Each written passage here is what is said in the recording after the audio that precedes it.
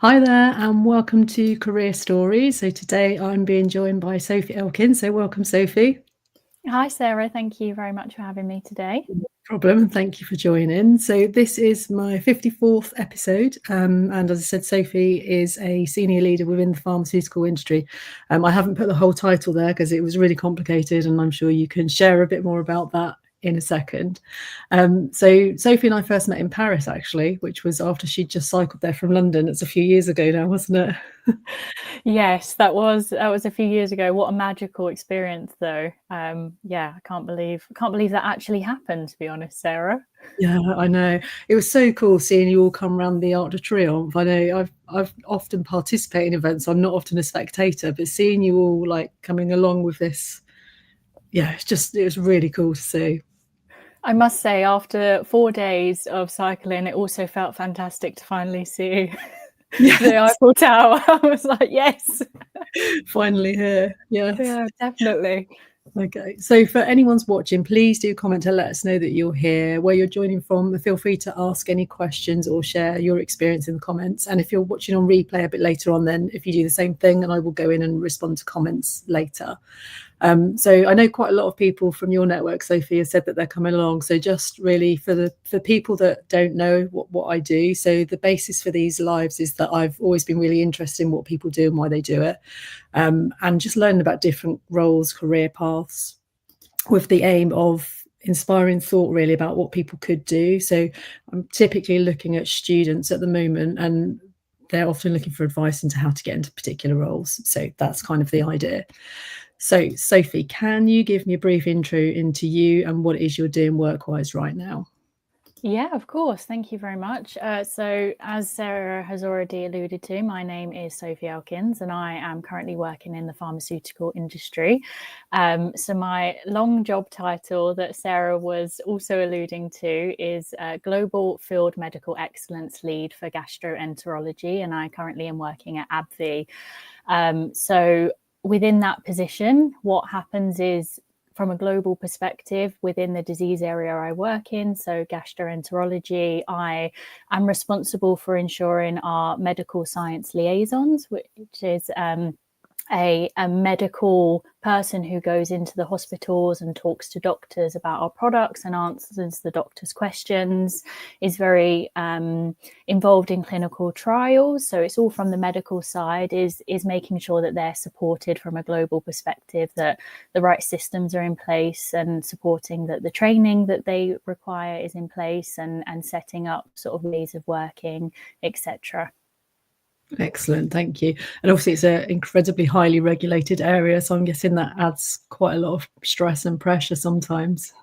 Yes, the pharmaceutical industry is definitely highly regulated, and working globally means working across 156 countries, I believe we have in AbbVie, all of which have different regulatory situations and approval situations, reimbursement situations. So working at the global level definitely introduces another level of complexity as well, but keeps it super exciting.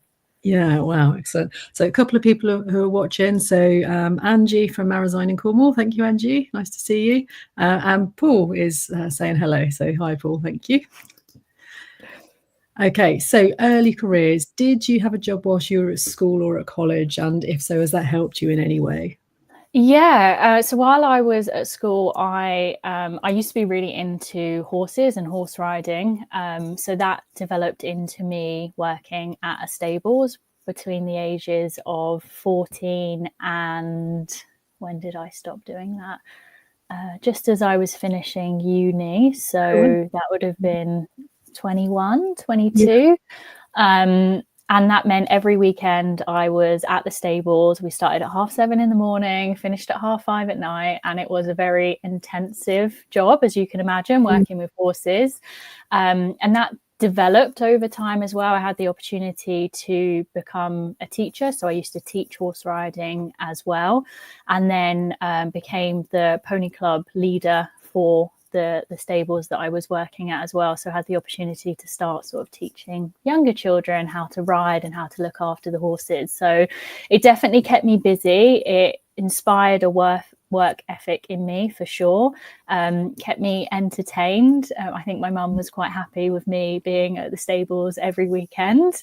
And it was also just really fun. I think at that age, a lot of my friends also worked down there. My very, very good friend, her parents actually own the stables that I ended up working at. So there was just a huge community of us, which meant going to work didn't feel like work, even though it could be really hard at times, especially in the winter when it's super cold.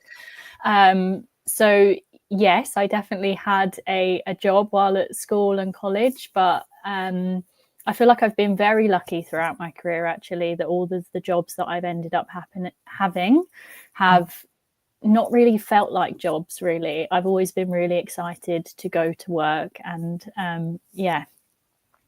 Excellent. So you talked there a bit about community. So is that something that's important to you, kind of who you work with?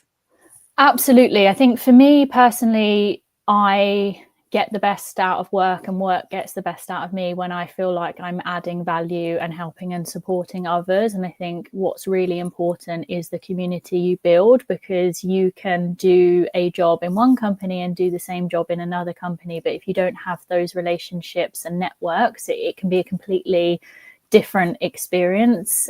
So I have definitely found throughout my career that it really is about building those networks and having that community around you that will make the difference of whether you feel like you're going to work or whether you feel like you are, going to enjoy yourself and have that great opportunities. Yeah, excellent. And you mentioned training as well. So you were training kids, and then you also mentioned training in your profile statement, don't you, that you enjoy that kind of element?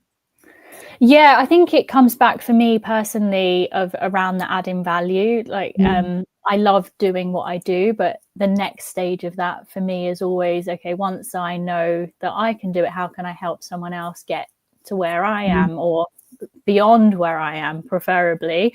So it's always been a major part of everything I've always wanted to do is sort of teaching and helping others. And there is nothing more magical than seeing sort of people suddenly get something that you have been working with them on. So yeah, it's something I've tried to keep throughout my career for sure. Excellent. That's really good. Okay, so you mentioned that you went to university, but so how did you decide what you were going to study and where you were going to go, actually? That's a great question. So I would say I've definitely not had a smooth path by any stretch of the imagination. I've sort of changed my mind and moved around, and I think there's nothing wrong with that. I mean, the job that I'm in now, I didn't even know that existed while I was at school. So I would say to anyone listening, like, just keep an open mind and allow sort of things to cross your path.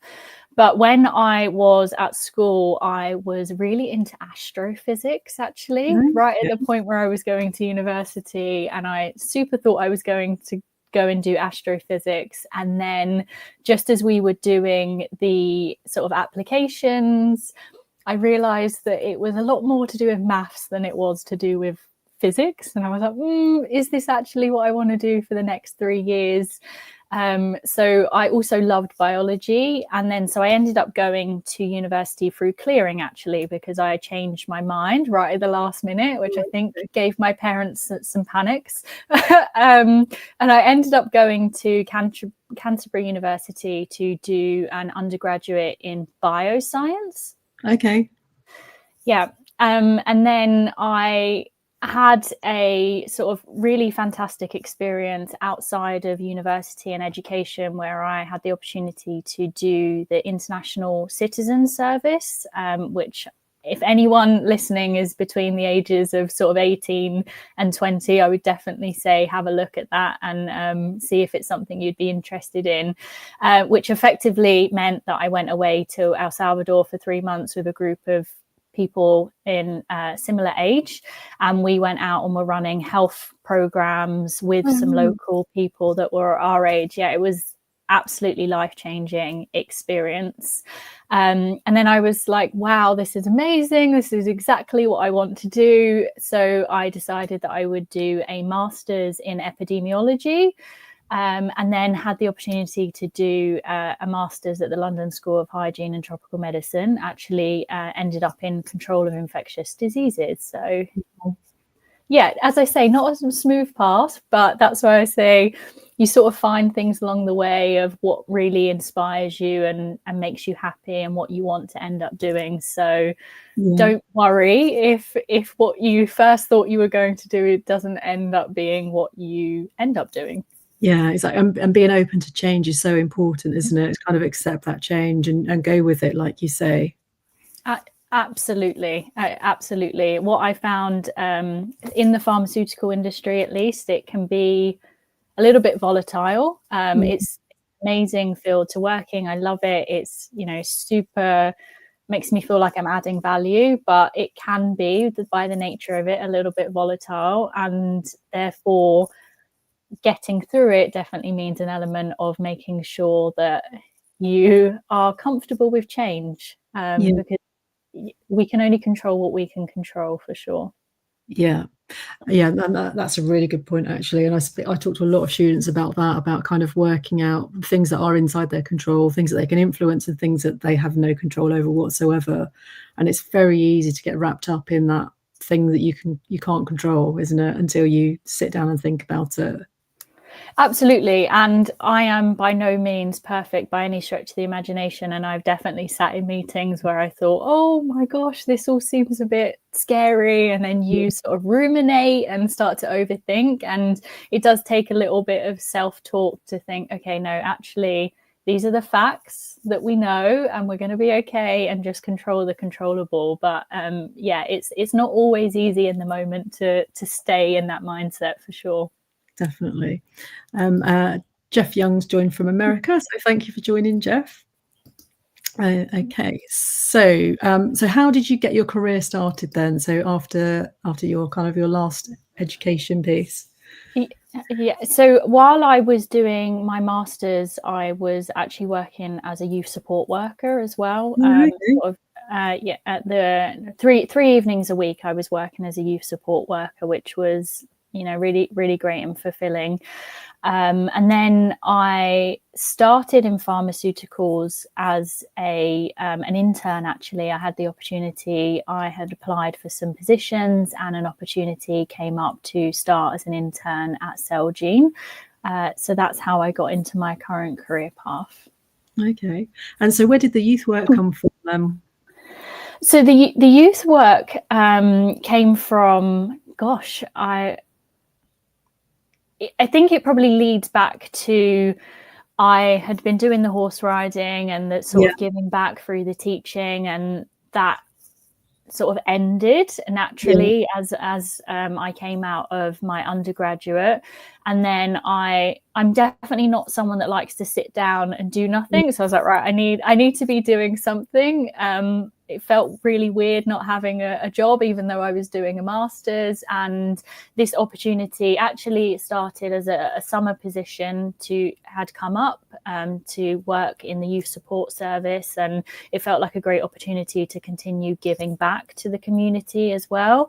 And then that transitioned into sort of a permanent position where I became a lead youth support worker, which meant sort of leading a team, sorting out budget, looking after groups of children at a time, etc. And then that carried on for a couple of years while I was doing my master's, and as I transitioned into the pharmaceutical industry as well. Excellent. That sounds good. So it sounds like doing that kind of giving back is something that's really important to you, and you've done quite a lot of that over the years. It's definitely important to me, and I love constantly finding ways to make that happen, either through sort of mentorship or any way to help give back, really. Yeah, that's good. So you mentioned that Celgene was an internship. So how did you find that? Can you remember? Was it an advertised role or? So at the time, I was sort of looking for roles within the pharmaceutical industry. So I use LinkedIn a lot, and a lot of recruiters are quite active on LinkedIn. So I had reached out to a few of them, and then found who they followed and followed their network and built my network up like that. And then so as they were posting, I would hear about potential opportunities. So I just kept really active in that way, and then had some conversations with specific recruiters, and one of which led to being able to start at Celgene. But it definitely took a lot of conversations, I would say, and a lot of me having to sort of put myself out there and being active on LinkedIn. So I would say to anyone who's starting their career that the scariest step is always the first step and putting your foot in the door. So don't be afraid to sort of put yourself out there and continue having conversations until you find what is right for you. Yeah, no, that's really good. And I know lots of people that I'm talking to at the moment struggle with getting that first role because they think they've not got any experience. So what kind of thing would you say to people about that? Yeah, there's always that catch-22, isn't there, of like, how do I get experience without having experience? And I think that's why it's really important to build those networks and put yourself out there, because there's a huge difference between being a CV on a piece of paper and being a live person. And I've always found throughout my career, everyone I've ever spoken to truly wants to help other people and wants to support other people. And it's there's always that sort of human element to it and connection. So I would say, like, don't be afraid to reach out to the person, the hiring manager, the recruiter, and start to have those face-to-face conversations where you build that relationship that is, in my opinion, super important. And I would say also go for it. Like, if they know you're coming out of uni, they know you're not going to have that experience. So a lot of people are very willing to give someone the chance to get that experience. So don't feel sort of overwhelmed by it, I would say. And again, that's me now being able to say this 10 years down the line, but I felt all of those feelings myself as well. But I truly found, starting that internship, I was way out of my depth. I remember my second day, I had to go to a conference at work, and they were talking all of these acronyms, and I thought they were speaking another language. I had like an A4 piece of paper with all of these acronyms, and I had to go to my manager afterwards and was like, I don't understand what has just been spoken about at all. So I would also say, don't be afraid to be vulnerable and ask for help when you need help. Again, I think everyone is always... I've found everyone's always been really willing to sort of step in and help and support when you put your hand up and say, oh, this doesn't make sense to me. How can I, understand this a bit more?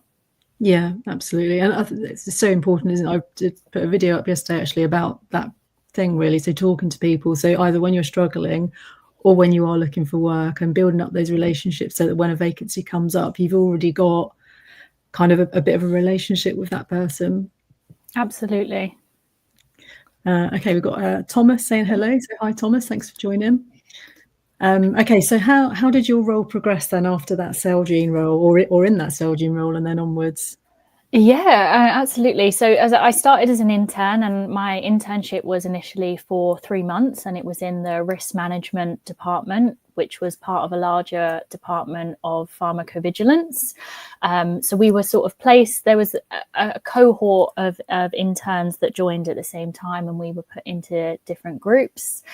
And I was given a project to work on at that point in time. And then as the 3 months were coming to an end, I had the opportunity to stay on as a contractor at the time and become a sort of fully fledged member of the risk management department, which meant working more closely with pharmacovigilance and really becoming, I guess, a part of the organization. And then I stayed there for a year.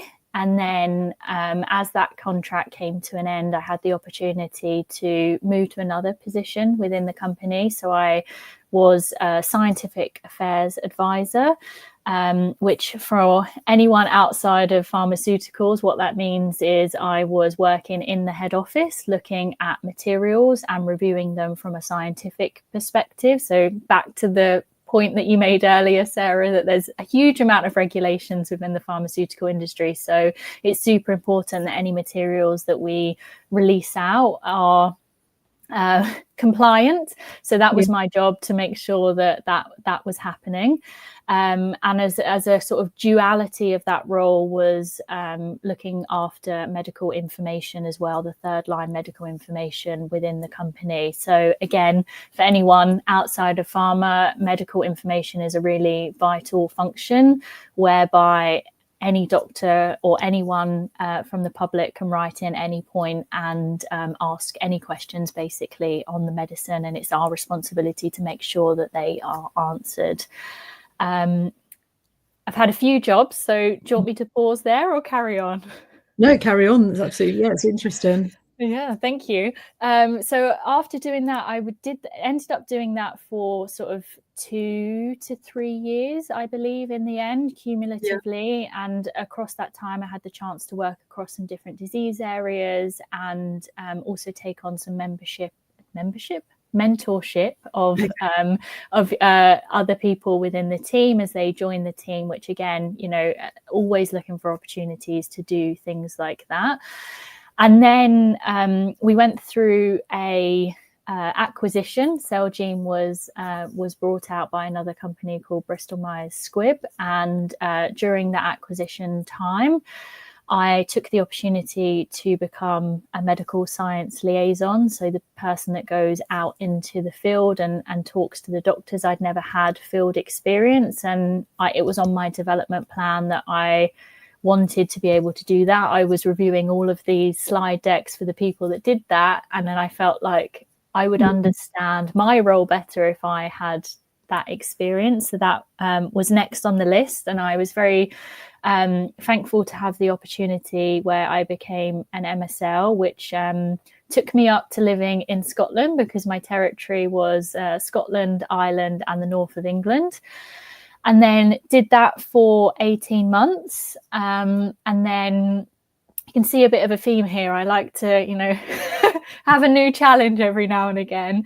I was very, very lucky to have the opportunity to do a secondment within BMS into our global field medical team. Yeah, so it started as a secondment, and I initially was joining for 3 months part-time. So I was doing my old role and my new role. And then I was asked to stay full-time for another 6 months. And then that role became permanent. And then at that point, I had been with Celgene / BMS for 9 years, I want to say. I can't believe how much time has gone past. So I took the opportunity last March to explore working in a different pharmaceutical company, because again, it was an experience that I felt like I hadn't had. I had an amazing time at Celgene and BMS and really supported and built fantastic networks up. But I felt like I needed to experience what other parts of the pharma industry look like and build new networks. So yeah, I took the opportunity to join AbbVie in a similar position but different disease area, and that brings us to today. There we are now. Brilliant. I think that's the thing, isn't it? With a large organisation, you can end up being there for a lot longer than you planned to be, because there are so many different opportunities along the way, aren't there?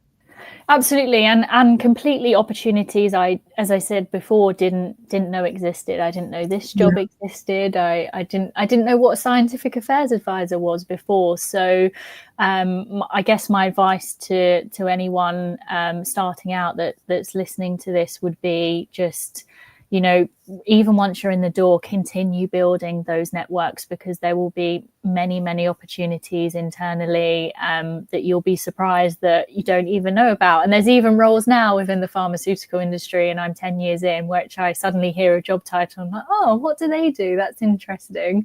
And constantly push yourself to understand like what it is you want and what's on your development plan. I feel like I have been lucky enough to experience lots of different positions, because I've always been really aware of, okay, I don't feel like I have this skill set now. So how do I get that skill set, and why do I want that skill set? Which has driven me to then sort of move through different roles. Yeah. And thinking about things that could be perceived as sideways moves are actually so important, aren't they? So like you going out and experiencing what it's like to be in the field is a really valuable experience. Absolutely. I would say never be afraid to go sideways, or even, take a step back if it's going to give you an experience that you feel like you need. I've heard a lot of sort of senior leadership within the pharmaceutical industry say at some point they were in X role and they took a step back to Y role. That's the wrong way around, but you know what I meant. Yeah.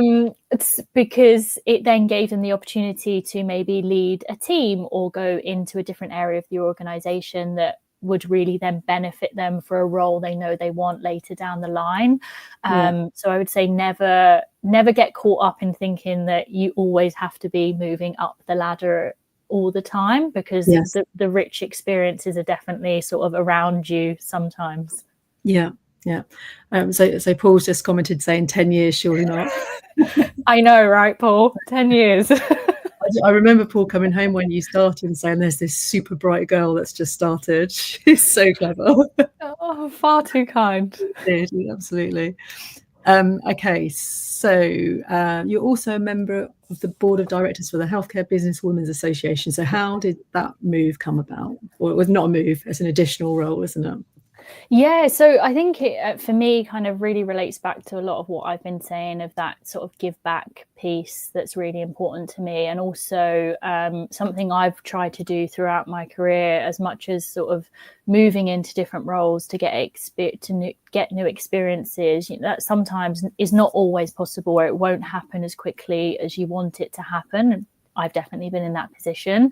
So I've always looked for opportunities externally as well to build up my skill set. So I did, like, for example, MBA Essentials course, which was 10 weeks online, which gave me sort of more of a business understanding, which I did science at university. That's not naturally something that I have done, but it allows me to understand, I do work in a business, what that means a bit more fully. And with the volunteering, it sort of naturally fell into place. Again, sort of moving to AbbVie was a fantastic opportunity. I knew I'd be building a network. I would say I'm not naturally, or definitely used to be when I first started 10 years ago, when Paul first met me. I was quite an introverted person, and there's a lot of meetings you have to go to within the pharma industry. And I remember just feeling, honestly, Sarah, exhausted at the end of those meetings. Like, it just drained me doing the small talk. It wasn't for me.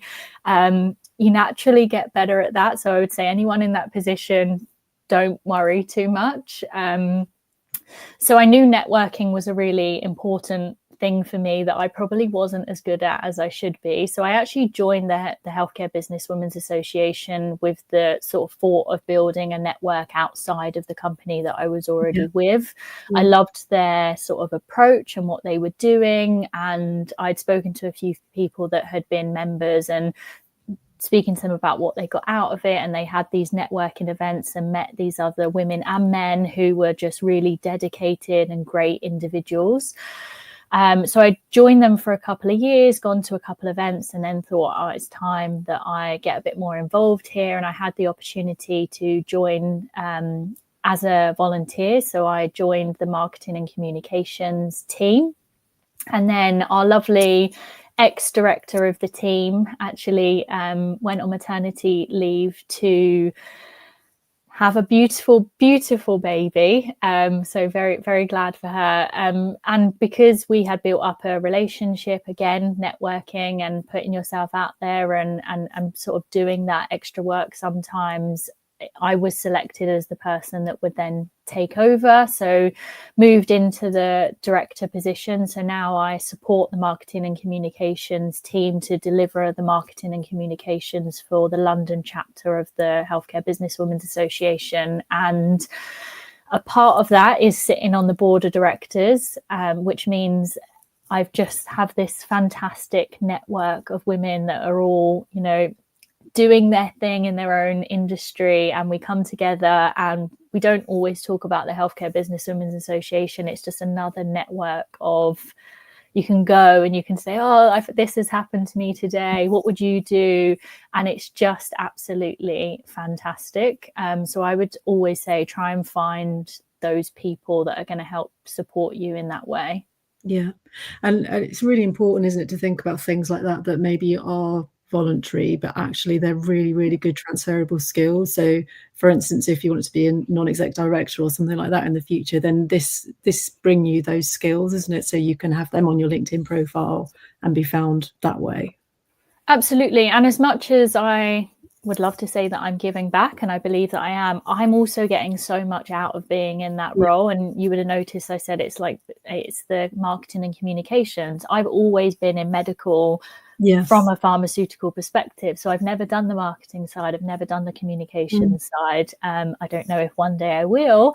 But again, it was a skill set I didn't necessarily have. So yes, I'm volunteering, but I'm also learning a whole new skill set myself as well. So it is that give and take, and it's just another way of building yourself up as a whole. Yeah, brilliant. Okay, so we'll finish with one last question, which you've touched on quite a lot already, but in general terms, what advice have you got for students who are about to leave school, college, or university and are looking for that first role? Yeah, I would say don't worry about getting in your head. I know it's really, really stressful, and even more so now, I would say, than even when I joined 10 years ago.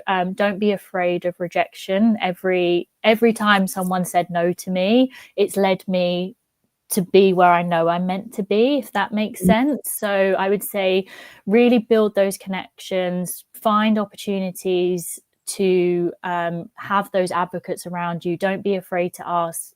9 times out of 10, whoever you ask to be your advocate will love to be your advocate and help and support you. And if there is something you want to do or a skill set you want to build, it doesn't always have to be in work. Look for other opportunities where you can sort of have the opportunity to build those up as well. And basically don't give up, because you will get there for sure. Yeah. And I guess, like you said earlier on, it feels easy to say this now when we're in positions that we like, but it is okay in the end. It might be hard at the time, but keep going, as you said. It's really helpful. Yeah, absolutely. Well, thank you so much, Sophie, for joining me today, and thank you to everyone watching and those people that have commented. I really appreciate you coming on, Sophie. It's been great. So next week I am back with Mark Masters. So Mark helps people and businesses to build their audience. So look forward to chatting to him. Okay, so thanks again, and I will see you next week. Thank you. Bye. Thank you.